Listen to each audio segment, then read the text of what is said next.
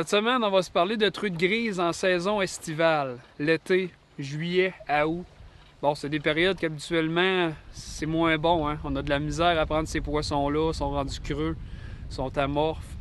Ben moi, à force de pêcher ce poisson-là, j'en suis venu à une constance, c'est qu'habituellement, la truite grise va chercher les fonds durs. Okay? On va chercher les profondeurs de 50 à 100 pieds.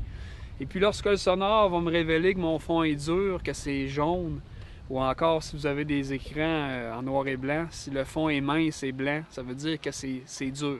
C'est soit du sable, soit de la roche. Ça, c'est des endroits qui habituellement me permettent de prendre de la truite grise. Et puis si je peux en rajouter à ça, si on est capable de trouver une structure qui est vallonneuse, des buttes de sable ou des buttes de roche, c'est encore meilleur. Donc moi, ce que je vais faire à ce moment-là, c'est que si je suis plusieurs pêcheurs dans mon bateau, je vais installer un downrigger pour survoler un petit peu les buttes. Je vais faire évoluer le mélange juste au-dessus des bosses. Et puis aussi, je vais rajouter des lignes de monelle pour bien épouser les contours. Les contours de ces bosses-là pour aller chercher les poissons qui peuvent être littéralement collés au fond. Je vais travailler avec des poissons nageurs ou des streamers, encore là sur mes downriggers ou encore sur mes lignes de monelle. Et puis c'est là, à ce moment-là, que j'ai des bons résultats.